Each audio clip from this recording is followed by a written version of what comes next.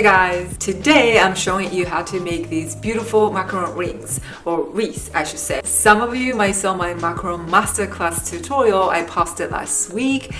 I hope you enjoyed, but this week I wanted to share what you can actually make using the techniques you learned from there, just to give you some ideas and inspirations. And I actually made them a while ago and shared on Instagram. So if you follow me over there, you might saw them already. They look so healing to me. Love them. I think they are so perfect for a home party or any events that people can just grab one and eat with no mess, or maybe a little bit of mess. But you know, it's a good mess. And especially I love that they really stands out on the table to wow people.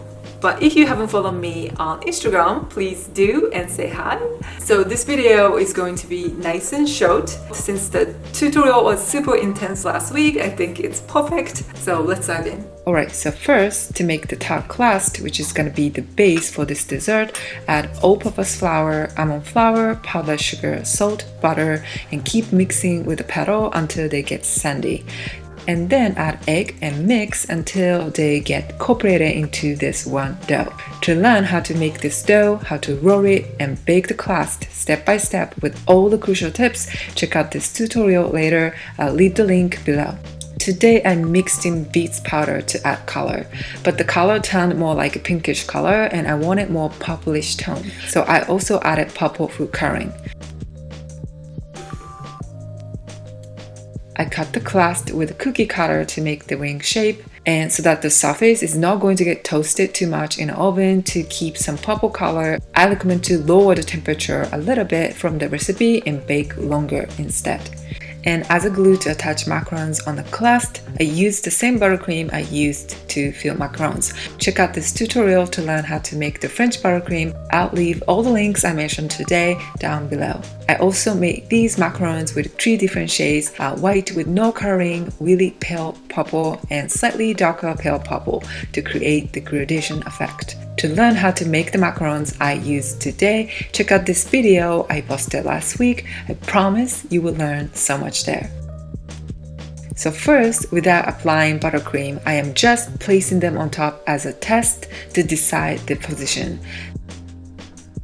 Then apply the buttercream on the bottom just a little bit so that you will not see them much later after being assembled.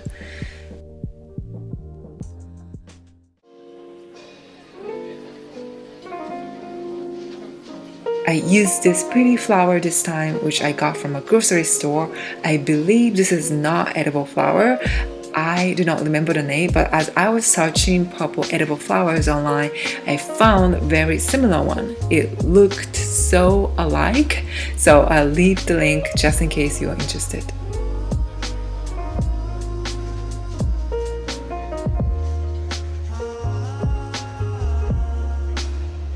And just as an accent, I sprinkle this purple crumble around the ring. You can also crush the macarons and use it instead, or even some spices, beets powder itself, or extra flowers. Just as a little bit easier options, but you can do whatever you want. You can use whatever you have and make your own. Sometimes less is more, and I think it's so true with this dessert.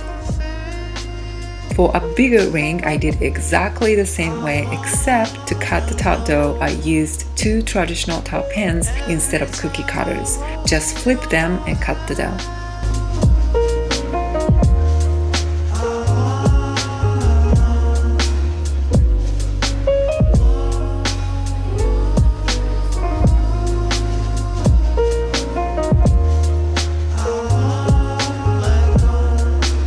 Alright, that's it for today. Thank you so much for watching, and follow my video and my channel if you like the content, and keep baking, and I'll see you in my next video.